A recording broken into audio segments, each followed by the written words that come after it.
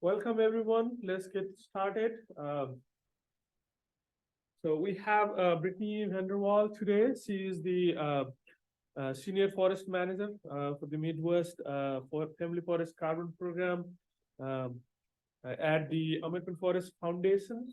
She got her bachelor's in forestry from Michigan Tech, and hopefully she would go to MSU, better school, for her master's or PhD if she wants to pursue it. I already tried that. So, okay, I will let you talk more about the actual content on the Family Forest Carbon Program. All right. Thank you all for coming. Yeah, thanks. I really appreciate everybody's attendance. All right, so my name's Brittany. I've been a professional forester for 9 years. As he said, I went to tech. Before starting with AFF, I started with AFF a little over a year ago. I was a conservation district forester for 8 years up in Northeast Michigan. That was a lot of landowner outreach and education. So far, my whole career has been really landowner facing. AFF is a really landowner facing organization. So it really appealed to me when I saw this job come up. And today I'll be talking to you about FFCP. So I guess really quick, has anybody heard of the Family Forest Carbon Program? Raise your hand. Okay, so a couple of people. So this program was co-developed by the American Forest Foundation and the Nature Conservancy, and we started enrolling landowners in 2020 and did our pilot in Appalachia, and we've since expanded to all of the Midwest, Michigan, Wisconsin, Minnesota, and the Northeast. So this program is specifically designed for smaller landowners. So I'll get into some more details. Typically, carbon markets are specific to larger acreages like 1,000, 2,000, 3,000 plus acres. This is specifically designed for landowners with like 100 acres or 120. So I'm going to go over today the methodology, which is like the rule book for how our carbon program works. And then I'll describe a little bit of the specifics of it and how we account for some of these carbon factors that are really important to account for, like permanence and leakage. So first, to speak carbon, this is like the jargon of it. So if you're not familiar with carbon, you probably want to learn some of these terms before you get into it. That way you can sort of understand the context here. So methodology is the rule book. Like, how are we counting carbon? How do we design projects? Oops. Oh, do you need me to pause? Yeah, go ahead. All right. Okay. So the rule book, are we generating real carbon? Are we actually making a difference on the landscape? It's like the whole sort of rule book, the playbook for how we actually do business with the program. Additionality is, as it sounds, an additional benefit. So is our program causing an additional benefit beyond what would have occurred naturally? That's really like the key. Like the additionality part of it is what we're actually quantifying. That's what we're trying to quantify to form a credit over time. So the additional benefit is really kind of the keystone of carbon. Leakage, did our modifications take forest management and make it happen elsewhere? Like did we pause management here and then landowners overcompensate somewhere else and cut more or cut to overcompensate for the wood that was maybe paused or lost because of our modifications? How can we quantify that? Did we shift those emissions? Did we shift that activity elsewhere? That's called leakage. Permanence, as it sounds, is this carbon storage permanent? Is this benefit going to stick on the landscape, or is it just going to be re-released after the contract period? There's ways that we can look at that and account for that. And then verification. So our methodology, our rule book is on the VERA registry, which is so there's high level, there's the voluntary carbon market and the compliance market. So compliance would be like government mandated reductions in emissions. Voluntary, there's all these different kinds of rule books, different registries. We're on the voluntary market, which is very different. And then you take voluntary compliance, go down the voluntary tree, and we've got different registries. So we're with VERA. There's like the American Carbon Registry. There's other ones. Think of those like storefronts. So we have a product, our rule book, our methodology. We chose VERA to offer that to the people that are eventually buying credits to reach their net zero goal. So the whole point here is to take our methodology, create projects, quantify carbon gains over time, and turn those into credits and sell those to companies on the back end that are trying to reach their net zero goals. It's kind of the high level look at it. And we're one of several developers that are working on small landowner projects. There's more than just us. We all have a different rule book, a different playbook, a different way of doing it. So I'd encourage you, if you want to learn more, just to like explore what else is out there and see what the differences are, because we are quite different. And it's, you know, up to landowners just to decide what works best for them.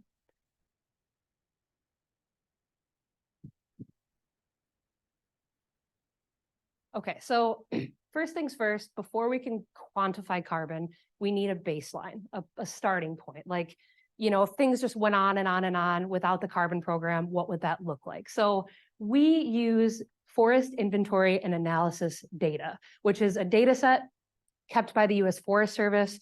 Every year, they check out different compartments that they have and they take different measurements. It's a living data set that's been around a really long time and it's all over the country. So we use FIA data, which is a living data set. It's called a dynamic baseline. So typically with carbon programs, you have what's called a projected baseline. A lot of the programs that have been out for a long time, they project based on certain variables, how they think that baseline is going to go in absentia of a program, right? So ours is dynamic, which means that this living data set that's collected and added to every year is our baseline. And this is sort of a graphic just to describe what it would look like. So we've got the FIA data, we have enrolled properties that are FFCP landowners, and we have unenrolled similar properties nearby with matching characteristics. So it might be hard to see from back there, but some of the characteristics that we use are listed here, like, so non-project area, project area. Is it in the same ecoregion? Are the forest type groups the same? Is it the same stocking, site conditions, slope, soil, et cetera, et cetera? There's a lot of different variables that we look at to form comparisons, because if they're not the same condition, then it's not an accurate comparison. And we call it extreme additionality because it really is a super specific look at these properties. All these variables, these very specific projects, and they are at the stand level. It's rare that one of our projects will encompass an entire property. It tends to be a cutout of a landowner's property. And I'll get into the practice specifics later, but these variables allow us to make really specific comparisons and aggregate those comparisons over time. So that dynamic baseline, it's a living data set. FIA is the control. Think of it like a medical trial. So the control group, we don't know what it's going to do, right? Like if FIA data trends the same way that we do, we don't have a difference to quantify. So there's a little bit of risk, but you know that what you're quantifying is really legit because it's a super specific look with a living data set that's collected over time. And how we sample is a subset of landowner properties that are enrolled every year. We call them a cohort.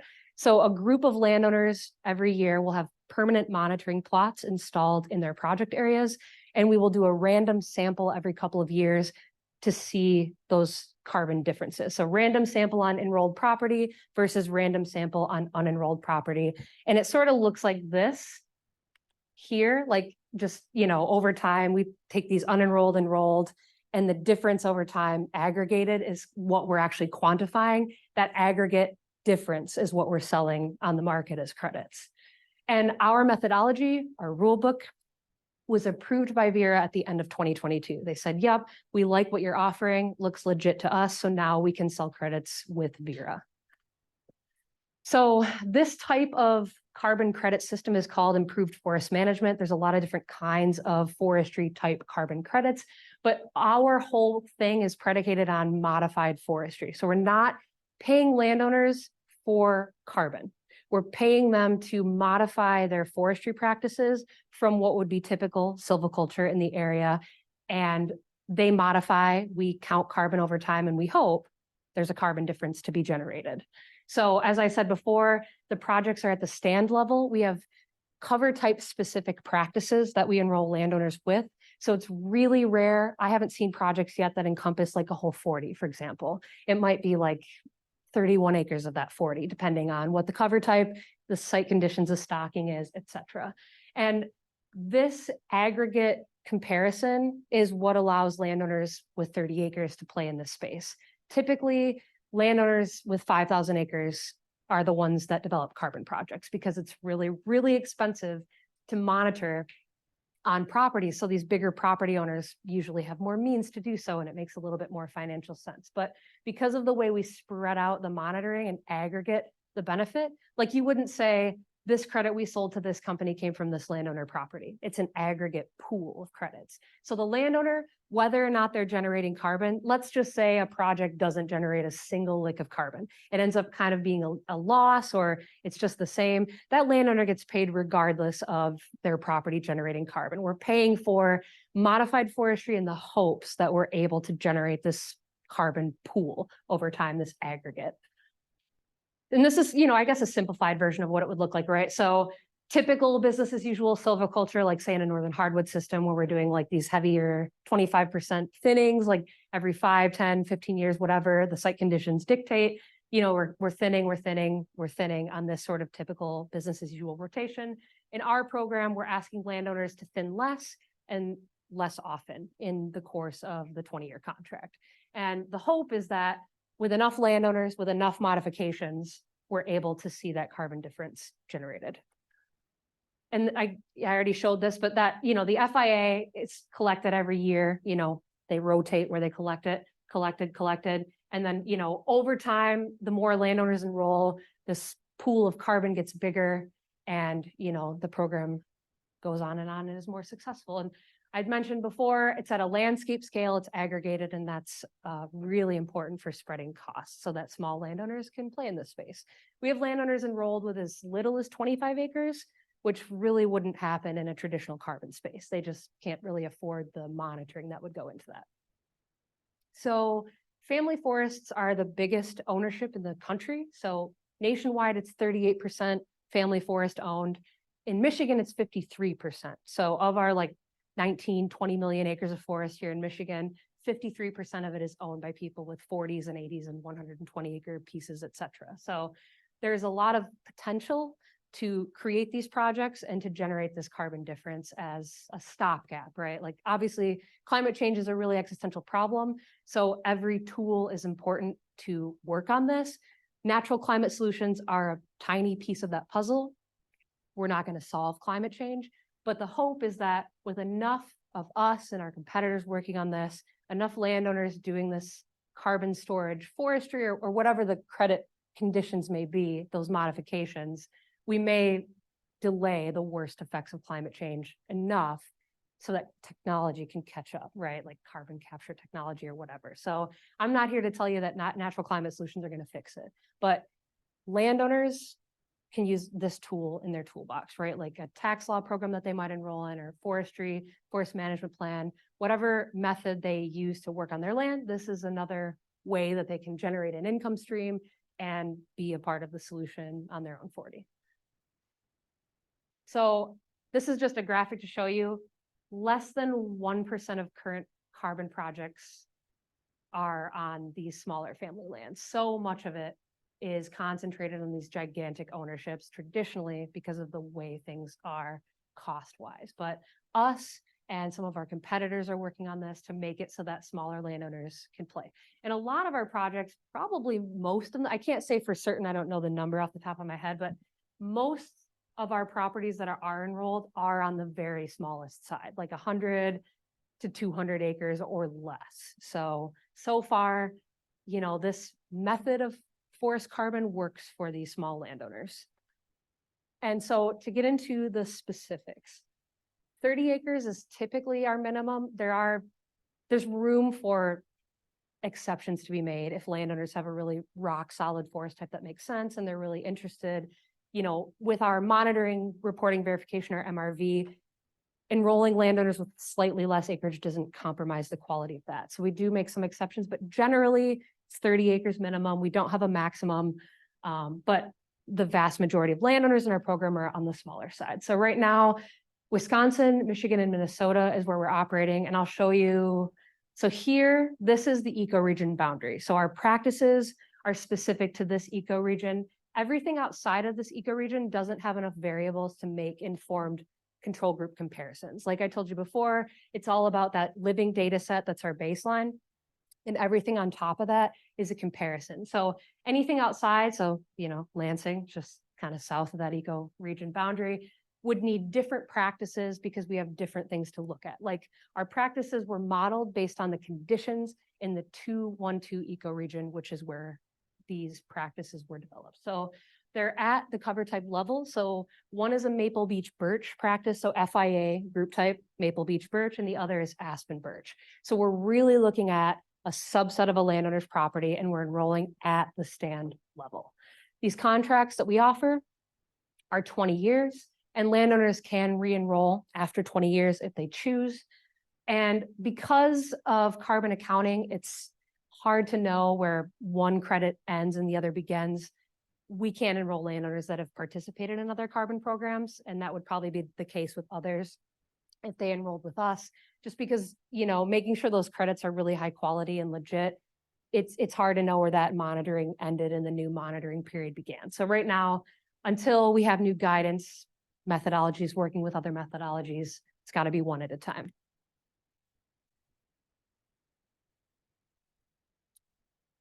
Okay.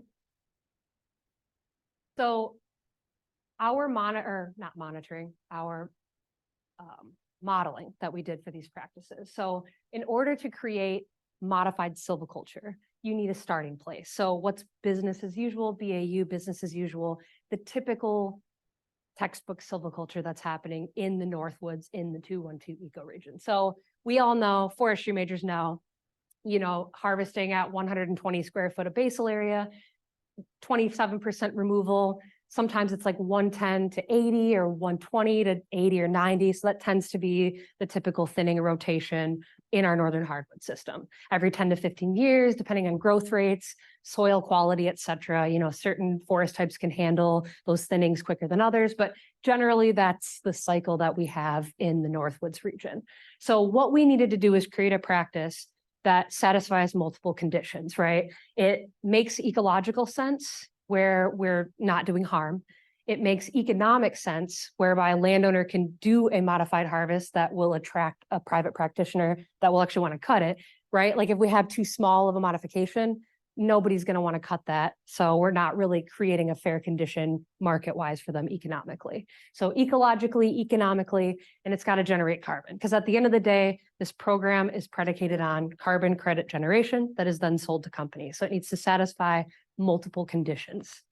So growing mature forests, hence the name, is a Maple Beech Birch practice, which is predicated on growing these northern hardwood systems for slightly longer than they might in a business as usual situation. And that difference over time in this system is the credit generation, right? So we're having landowners enter program at 100 square feet of basal area, holding until 130 square feet of basal area, and then knocking it back 25%, while not compromising the average stand diameter.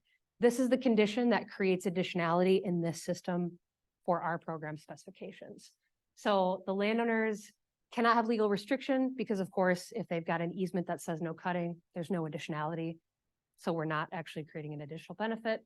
30 acres. So if a landowner has aspen and hardwood, they need 30 acres of each to have a project for each cover type, not a combined, say 15 plus 15. It's got to be 30 each.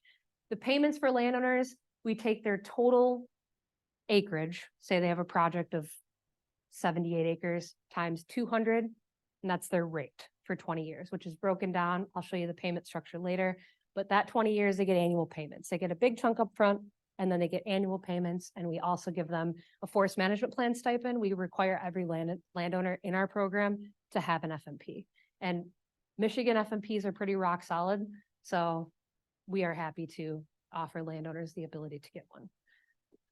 So holding till 130 instead of 120, knocking back to say 100 instead of 80. So that generates what we modeled to be a carbon difference in this system. And also is a large enough cut that would make economic sense to entice a logger to do the job, et cetera. So aspen birch, business as usual, we know we clear cut this system, but overall, based on the privately owned FIA data that we had access to, 70% tends to be the average removal. I think foresters are doing retention pockets of other sorts of things, like that's growing in popularity. So overall, 70% aspen clear cut, right? At age 50, that tends to be the age where those trees are ready to be clear cut. So let's take that business as usual and satisfy those conditions, right? Like what makes economic sense? what would entice a logger, what makes ecological sense, are we doing no harm, and then are we actually generating carbon? All of those criteria need to be satisfied for this to work. So in the Aspen Birch FIA group type, the minimum stocking is 10 cords to the acre. So 10 cords to the acre they can enter, and we don't have a specification here where they have to hold to a certain stocking, like with the hardwood.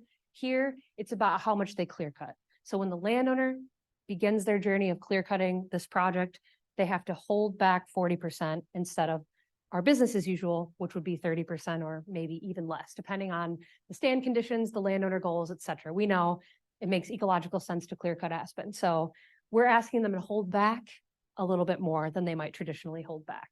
And to select those areas that would be heavier to, I don't know what it's like all over Michigan, but where I live, aspen might have white pine intermixed, red maple intermixed, even like eastern hemlock.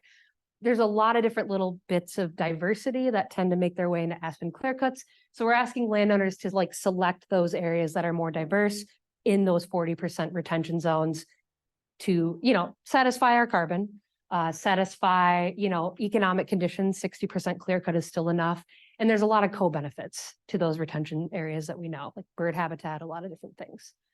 The payments are less. The payment rates are tied directly to the carbon benefit. So if you look across the country, we have different practices all in the different regions. Like the Northeast has different practices. They have different forest conditions, different FIA data. In the Central Appalachians region, where we've been rolling the longest, they have different practices. So they're all modeled specifically for the conditions of the forest in said region. And the payment rates are tied directly to what we model as a carbon benefit in those areas. So aspen of the practices is the lowest carbon benefit because we're still clear cutting, right? And there still needs to be a time period back where it recoups the carbon emissions from that clear cut, but there still is enough to make it work in a 20-year contract. So this is how the payment structure works. Landowner gets a huge chunk up front before they've done any modifications, before they've really done anything with the program. We say, here you go, here is your payment. Thank you for participating. We will take it from here. We take care of the monitoring and all of the work that goes into that. The landowner doesn't have to deal with any of that. So then they get annual payments based on their total rate, which I told you before with the aspen, it's 150 times their project area size, that's their rate. And with hardwood, it's 200 times their project area size, and that's the rate. And then that's further broken down. And depending on their forested ownership, we subsidize a management plan for the whole property. It's not just the project area. That really wouldn't make sense to write a management plan for like 31.7 acres. But it's also better for a lot of these other conditions like permanence, leakage, other things we have to consider with carbon projects if we are accounting for the whole ownership in an FMP. In Michigan, typically landowners get them every 20 years. Some practitioners do 10, so we will satisfy either condition. And we have a lot of people internally that work with the landowners. We have account managers that manage their account and make sure that they understand the specifications. We have a lot of different filtering processes to make sure that the landowners know what they're getting into, make sure that they understand, what our specifications are to see if it fits with their goals and what they're already doing with their land. And our landowner journey, that's what we call it internally, like how we track each step, typically takes about 80 days because it's an encumbrance, right? It's filed with the Register of Deeds. It's an encumbrance. We retain the carbon rights for 20 years because, of course, these financial conditions, the economics of selling credits, we need to retain those rights. So landowners abide by our contract terms. We do not penalize landowners for things like forest health outbreaks. If they have like some ash left in their stand that's really rock solid after all these years and it somehow dies out, and we have to, cut part of that project out, they're not penalized. We might do a partial snip out, like if they have a 60-acre parcel that is a project area, we might snip out like 5 acres or something like that. If there's what we call a breach or a reversal, whether intentional or unintentional, we can do partial snip outs of project area. But for things like that, forest health, there's a blowdown, whatever, natural occurrence, force majeure, we don't penalize the landowners for those. We might just snip part of their project area out, generate credits on the rest of it. They have to stick with us. They can't double dip other carbon programs on their ownership. Keep that FMP solid, follow our harvesting guidance. And when they do decide to harvest, we need pre and post harvest data collection just to make sure that it was to spec. And of course, monitoring if we If we have monitoring plots on their land, we need to be able to access it. And one thing I didn't mention that I realized I didn't put on a slide is we work with consulting foresters. So consulting foresters all over the region can sign forester agreements with us, and they can help us plan projects. So as you know, consultants have a lot of clients. Those clients come into our system and they need assistance. They want to develop a project. So I work with the consultants to get them trained, to have them understand our specifications. And if it works for their business model and their clients, they can, work with us and develop projects too. So it's sort of a symbiotic thing where, we give the consultants a rate based on the acreage that they would draw a project for, and they can, be a part of this whole system, understanding carbon. They get to help design the projects, they get to work with their clients, etc. So 2 last things on these slides that are really, really important when you're thinking of carbon projects are permanence and leakage.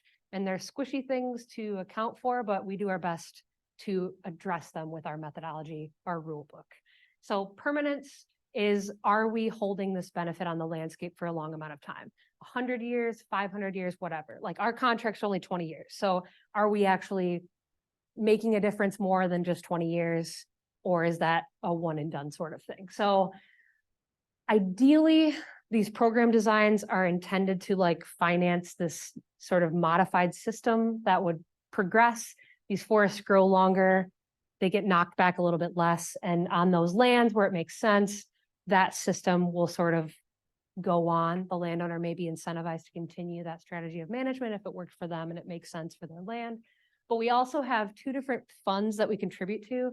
So Vera has what's called a buffer pool, which is a big pool that all the projects throw into, other like IFM, it's AFOLU, agriculture, forestry, other land use. So these other methodologies that do similar sorts of things, we throw money into a big pot that Vera keeps. And it's like an insurance pool for what we call in the carbon world, a reversal, a breach, whether it's intentional or unintentional. Landowner makes a mistake, they cut too much, there's some issue. So this buffer pool will prevent issuing too many credits incorrectly. It sort of accounts for that, because it happens. Every project, there's some risk of reversal or breach. So this is like an insurance policy to keep the credits high quality.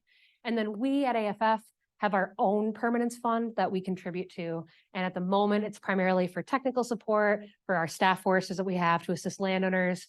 We do engagement of the landowners that enroll with us afterwards. And of course, we monitor our alumni properties. The intention is to monitor them over as long of a period of time that makes sense. So maybe 100 years. Typically permanence, you're looking at 100 years. Did we hang on to it for 100 years? And then leakage is the squishiest of them all. Did we shift our emissions or harvesting elsewhere? It's really, really hard to quantify and account for that because you never really know. It's really just kind of an ethereal concept in carbon, but what we try to do to account for it is deductions. So we discount some of our credits in that big pool of credits, that aggregate pool we're generating. Some of them are never going to be issued because we know there's probably some degree of leakage that occurs that's hard to quantify for. So we have a leakage deduction, which is based on how commercially viable are these species we're modifying and hanging on to. If there's enough properties with super commercially viable things that we are doing less on, there's a higher likelihood there might be some leakage. So the leakage factor can be anywhere from 10 to 70%, but that's something that we deduct and we account for in our methodology to try and address that.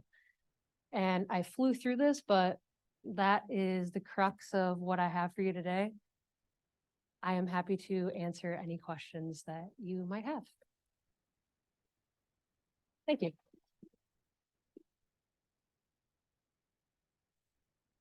See if there's any on Zoom land. Yeah. So the probably it's but the what is the business model? So you have an organization and a bunch of staff members, including you. Yeah. And you need to pay the staff members and yourself. And how does the money come from? Yeah, so we're a nonprofit. Okay. We're the only nonprofit in the carbon space right now. It's things like government grants, like the Climate Smart Commodities Grant, Okay. Philanthropic donors, I don't do as much with that, but it's a lot of like donation-based things that you might expect with a nonprofit, Oh, okay. grants and donations and things like that. How about the ratio of the, from the government, you know, the grant versus the donation? I don't know, actually. I could get that information for you if you want it. I'll have to, I don't do as much with the funding side of it, but yeah, I don't even really have a guess, to be honest with you. Okay. But Yeah. you can just run the organization in the long term. You Yes, can have enough. yes. Okay. Mhm.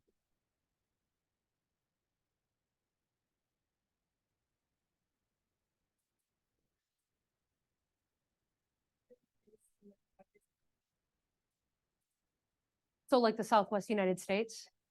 So the question for Zoom people is, are there projects in the Southwest with our program? At the moment, no. Probably eventually, but the amount of resources and things that go into practice development, it takes a lot of time. I think we would do like the Southern Appalachian region first before we would move into the Southwest, but I expect if this program continues on and works and makes financial sense and landowner sense over the long term, that eventually we would develop practices down there, yeah. Probably like Southern Yellow Pine stuff, I would expect. Questions here? So let's take a question from Zoom. So Jamie is asking, how are payments to landowner treated for income tax purposes? Yeah, so that's a good question. I think the answer is that it's treated as income tax. So Jim asked, how are those payments treated? I believe it's income tax. Question? One more top. I am curious about matching the data and particularly consider using any remote sense variable better than live plot and further how you might consider using how you handle participants to process.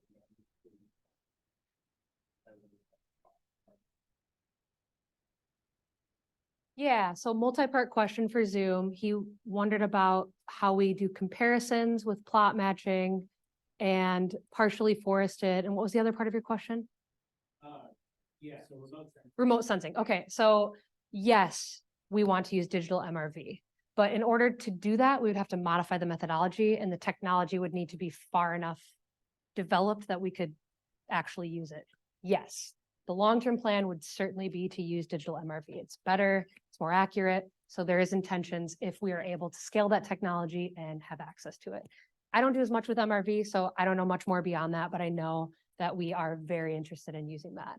And as far as plot matching, those variables that I showed up there are pretty, that's another part of MRV that I'm not super in the weeds with on a daily basis, but those variables, we try to make them as close as possible with the landowners that we enroll with, like matching neighboring FIA plots. I know Michigan has a pretty large FIA data set compared to other areas. So we have a lot of options and could maybe better match with those variables. And for your partially forested, anything bigger than an acre contiguous that doesn't meet our practice specs, we exclude. So our project areas are going to be really, really specific, like 50% of that cover type. Maybe there's a mix, right? Like we've got maple beech birch and there might be like some oak in there, some other things, but they're going to be rock solid forested areas. Anything bigger than an acre, like a food plot or an opening or a field, is going to be excluded. Does that answer your question? Oh, okay. Sorry. Oh, okay, sweet.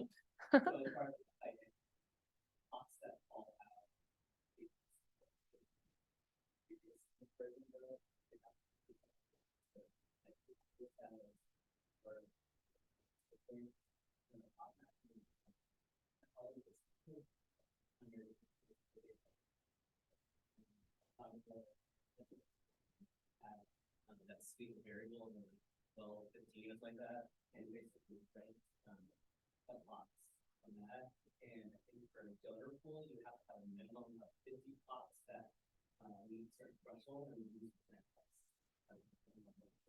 So we did a lot of testing, looking at that speed of variables and how strict your threshold can be, and still getting enough along with the donor pool that can select from all of Thanks for that. That's way more than I know about MRV. So thank you. That's not my area of expertise. Questions? Can I ask? Yeah, please. So I study soil. Yeah. In the forest, and the soil can have more carbon compared to the Oh, yeah. biomass, and it seems like you count a lot for the above ground biomass, like counting the carbon. But how about the soil carbon? Do you consider it as a I wish we accounted for soil carbon, Okay. but our current methodology is only above ground biomass. Right now, I don't know that there's any plans to incorporate it, but it is rock solid for carbon. I mean, most of carbon, for those that don't know, like the vast majority of carbon that is stored in the soil, not in the woody biomass above ground. But no, unfortunately, we don't Okay. account for that right now with our methodology. But in the future, can you consider? I hope so. I hope so. That'd be sweet. It'd be a more holistic picture. Yeah.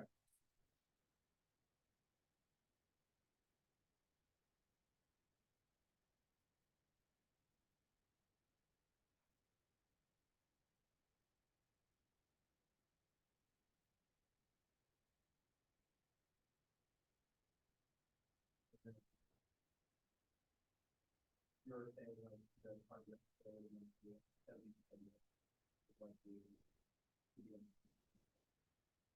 Yeah, so I went over that as just sort of a brief, because I know we account for that in our methodology, but I don't do as much with that.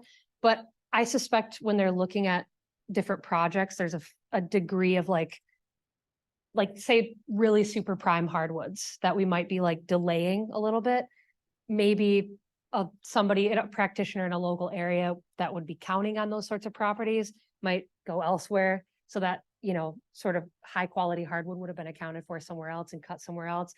I don't know exactly how the deductions work because I don't work on that side of the company. If you want more information, I could dive into that a little bit, but I know that it's specific to the project and the amount, like what we're actually holding, what the quality of it is. Cause each project is going to be a little different with its stocking and its stand conditions. So it's informed by that.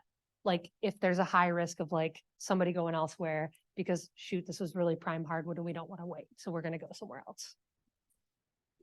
It's our best way of trying to account for that because it's a really squishy variable to account for because how can you possibly really track that, at least with current technology. I know that you talked a lot about expenses, and we talked about like engagement and the people that are required to monitor, the account managers, paying those regional foresters, but also talked a lot about how you're looking at the ecological and economical side of how are we going to make this best. I know that you had mentioned bird habitats. Is there a specific focus on looking at the positives of this moving away from the BAU foresting type of management? Like ecologically positive? Yeah, so I guess it's kind of contextual, right? Because like forest management is a big continuum and if you get 5 foresters, if you asked 5 foresters that question, you'd get 15 different answers because, forestry is really site specific with the management, but the intent for positive there is like taking a hardwood and holding it a little longer, maybe over time, depending on what way you look at it. There could be different animal habitat where they select for more of a dense, older hardwood forest, or maybe different tree species would be favored if you hold it a little bit longer. Obviously, the carbon storage is a little bit more. And from an economic standpoint, like if you hold hardwoods longer, in theory, you are getting bigger timber. So it might be like less timber that you cut, but maybe a little more financially worth it, depending on what the market conditions are at the time, because that wood is larger, bigger, more saw loggy. So there's a lot of different ways you can look at it, but those might be some examples I'd think of for that. And like aspen, aspen is a huge bird cover type, like a lot of different songbirds and game birds and a lot of different wildlife species select for aspen, young aspen in particular. So those areas that we would retain would be like pockets of vertical diversity, like age diversity, where it would create really favorable wildlife habitat conditions as a mosaic. Like you've got your clear cut aspen, and then you've got these pockets. So it kind of breaks up the landscape. And a lot of times wildlife prefer diverse areas rather than just the same sort of thing. Does that answer your question? Okay. I have a question. You talked about permanence and leakage. What about the additionality? What about what? Additionality? Additionality, okay, yeah, so the whole program is really predicated on additionality. So the additionality there is these businesses, like we know what the business as usual is because we have this living data set, right? So the living data set to me is the base for all of our additionality. So based on what we know with FIA data, we know on private land, typically what happens because we have this data set to check on. So we know that these modified practices are built on that baseline of business as usual. And we know that we've modeled a difference and that difference is our additionality, right? So like if we are holding to 130 basal area for hardwood, for example, foresters don't often hold to 130. They're typically thinning earlier, 110, 120, whatever the site conditions may be. So we know that by holding it a little longer, there is going to be a measured carbon difference. So that's the additionality piece. And then same with aspen birch, like the difference from our practice specs versus what's business as usual are modeled difference. Of course, when we actually monitor, it might be something more or less, but what we think is going to happen, what we've modeled out is this difference between typical silviculture and our ask of the landowners, holding a little longer, managing a little differently. So the additionality piece is there. So, you don't account for the wood products market, do you, in your models? I believe we do, and I recall looking at a paper on that, but I can't recall the specifics off the top of my head. But I know that our science team, there we go, this guy. Yeah. You know very well. It's they basically just take the harvest and multiply at year 100. I forgot they use. So basically it's like different product streams, right? And they take the value of carbon stored at year 100 and just add that back into it. And that's like the idea that it's like 100 years of permanence. So it's pretty small at that point, right? So that's like be like the Vera standard for it, regs on there. So like parts of the population or that. Yeah, I mean, so one of the things I would argue, because I read that paper, is you have to look at the actual markets, because we are all using the data set and projecting things. So that has always been my point. Like if you have a pulp mill which kind of went out of business, now there's no market for this aspen where you are harvesting and selling that. So they are going to grow there, and you are paying for that, which has to be accounted. So you need to look at market. We developed that market-based approach. I developed that procurement-based approach, and then some of these companies, other companies have been looking into that and using that approach. So we can look into that. Yeah, that's looking a at great the point. actual Yeah. market rather than modeling things. It's a great way to start modeling from what data we have, but we have to look beyond that. Yeah, no, that's a really great point. And luckily in Michigan, we have a rock solid forest products industry. So we have a lot of mills. We have a lot of potential for that, but that's an excellent point. Yeah, my another question, if anybody does not have it, is there's a lot of pushback from the wood product industry because they are scared that with all these carbon programs coming into effect, they may lose their feedstock, raw material. So what are your thoughts on that? Is there any pushback from them? Certainly, yeah. I mean, carbon is a controversial topic all over forestry right now because it's new. It's kind of like a black box, you don't necessarily know all the details and readily enough to compare and contrast. So yeah, I mean, certainly. But I guess my answer from our standpoint would be that we are predicated on harvesting, right? A lot of carbon programs you might think of stereotypically are about straight up harvest deferral, no cutting, but our practices in the Midwest are about cutting, right? Landowners can still harvest, they just harvest less. So we're not locking the resource up necessarily with our program.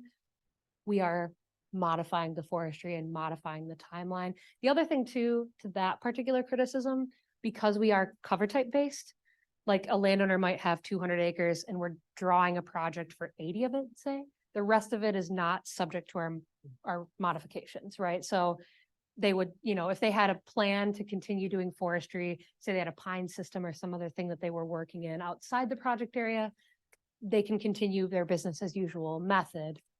It would just be the modifications would take place on our project area. And the other piece of that is like, we're not locking up every property today, you know, like there are a lot of private landowners. In Michigan, there are a lot of private landowners, and some of them will probably never play in this carbon space. There are probably a lot of landowners that are going to be forever skeptics. They don't want our payment rate versus what they would get from traditional forest products income. So, I mean, we're not scooping up all the landowners right now. It'll take time to get landowners in the system. And I don't know, it's hard to, over the long term, there may be some appreciable difference. I don't know what that difference is, but I don't think it's an existential risk personally to the forest products industry, because carbon offsets, carbon modifications for landowners is still a niche within the forest industry. So a lot of people are still going to be rocking and rolling like they do on their land already, doing business as usual forestry. Questions?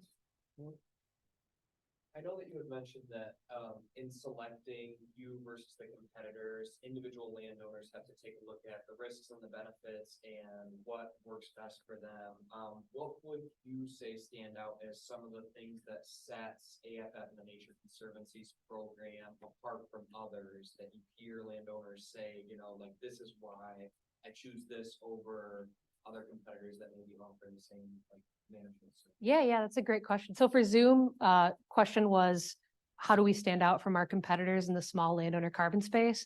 And really the modified silviculture is like the key. So to my understanding, most of our competitors are harvest deferral, also longer contracts, right? So 40 years or more, things like that. There's maybe 6 or something different competitors in Michigan right now, but we're primarily focused on still allowing harvesting and designing practice specific modifications to allow harvesting. So like landowners there are a lot of landowners that do tax law here, like qualified forest program, commercial forest. Commercial forest, we're still figuring out, but qualified forest program, we can have an eligibility pathway. So these landowners that are already getting a tax break to do sustainable forestry can still modify and work within that framework and do our practices. So landowners can add this to the list of things that they're already doing rather than halt that pathway and switch gears entirely. I don't know exactly what our competitors are doing. Just like us, they're probably like changing, modifying, rolling with the needs of the landowners in the market. So I can't say specifically, but I know traditionally what sets us apart from other competitors is like we specifically outline harvest specifications. Landowner can generate carbon and generate forest products and do these other programs that are predicated on generating forest products. And the shorter contract, like the 20 years kind of splits the difference. That makes sense to landowners. 20 years feels like a reasonable time frame to try this out, right? They don't feel like it's too long or too short. It makes enough sense temporally that like in 20 years we can generate a carbon difference, right? Any shorter, it might be like, are we really generating a difference? Any longer, and they're like, I don't know, it's too long. So that 20-year sweet spot plus modified silviculture, I'd say. Yeah. Questions? Yeah. So, figure out what agreements we are to reach for the landowners at all, for anything. Yeah. So what are your ways of getting there? Boy, that'd be a great question for my marketing communications team that I am not a part of, but I mean, like your video, the video series that you and Bill do, like that sort of thing is what we do too, you know, like showing landowners what landowners are doing, right? Like landowners are in FFCP, let's go walk in the woods on their property, and they describe their journey with us, like how FFCP fits into what they were already doing. That way, like it's peer-to-peer learning, kind of like Tree Farm, you know, all these different programs where landowners, like we incentivize landowners to talk to other landowners because it's a part of like them working together, sharing their knowledge. It's the same sort of deal. Our marketing materials are really focused on that, like showing what landowners are doing, showing how this benefits them, showing visualizing what these co-benefits would be, like bird habitat or wildlife habitat or whatever. But, you know, really sweet videos and appealing graphics. You know, I should know that, but I don't know if we have a YouTube channel. I'm sorry, Marcom, if you're watching this. But we like LinkedIn, Facebook, you know, other sorts of methods, but boy, I don't know. But I could easily, quickly Google that. But yeah, definitely different videos and landowner interviews and field days and things like that. But you're right, it's very hard to, you got to use a lot of different ways to reach forest landowners because they're a very varied audience with how they get their information, for sure. Another question. So you said that your organization is non-profit. And are there like for-profit, like companies that are doing similar stuff that you do? Like try to make. Oh, so like our money? competitors? Yeah. I think so, yeah. So like, I know we're nonprofit, as it's my understanding that our major competitors are for-profit Oh, okay. companies, yeah. But how can they make profit out of this market? So they do similar thing like getting grants from the government and make profit? Honestly, that'd be an awesome question for the other side of the company, the demand people. Like we have people who, that's their whole thing, is kind of understanding those nuances. I'm more on the front end, like I work with the landowners, the projects, the foresters. I don't really know like our competitors, like how their financial things work. That's a really great question, and I'd be curious to know the answer, but I don't really know how their income streams, their inputs and outputs really work for that. But Yeah, generally they treat carbon as a commodity, so they sell it to the energy provider or whoever is emitting, get a lot of money and then give some part of that to the landowners who are actually creating these credits. So it's they behave like a company who is helping them trade between that. Okay. yeah, I suppose So, that's right. yeah, Yep. Company buys That's the credits, typical credit, mechanism, yeah. but there's a lot of other things that go in between. More questions? We still have some time. Mike, you're very quiet today. I'm stay quiet. So I got a question for you. So, the Family Forest Impact Foundation that AFF created has been around a while. And you guys have been talking about carbon for at least 5 years. Has the Family Forest Carbon Program verified and sold any carbon anywhere in there today? That's a really good question, Mike, and I don't know. I think of AFF as supply side, demand side. I'm on the supply side. I really have very little idea what the day-to-day of that looks like. I would guess maybe not. Like, I don't know what the MRV cycle has looked like from front to back. So in order to generate a credit to sell, we need a full MRV cycle. And I don't do as much with that. Like, we're starting to look at it for the Midwest. I'm starting to learn more about MRV as it relates to my region, but I don't know. But I would suspect maybe not, just because MRV takes time. You have to set up monitoring plots. You have to quantify that difference and generate carbon. So then a follow-up question, is what I'm curious about is how many tons per acre the Family Forest Carbon Program is going to generate. That's obviously going to vary regionally and by forest type and by practice. But TNC did a whole lot of modeling on this program and was very proud of their very high baseline. But having a very high baseline means that you create a smaller volume of carbon to actually sell. Has AFF or TNC modeled an expectation of how many tons of carbon per acre this program will generate? And related to that, does the landowner ever know how much carbon is generated by their land and is sold by the Family Forest Carbon, the Family Forest Impact Foundation for some amount of money? Yeah, so the landowner, so the question was, does the landowner know how much carbon they generated? And do we know how much carbon we're actually storing with our practices? So to the second part of your question, no, because of the way we aggregate these properties and generate a carbon pool that is an aggregate over time, we can never really pinpoint. We probably there's probably a mechanism by which you could look and see, but for our purposes, no. We everything's aggregated, and that's how we spread the costs.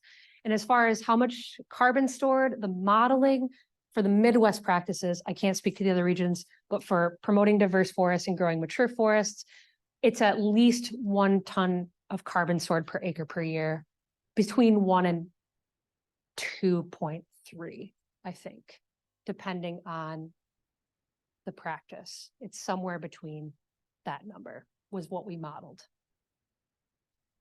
Yeah.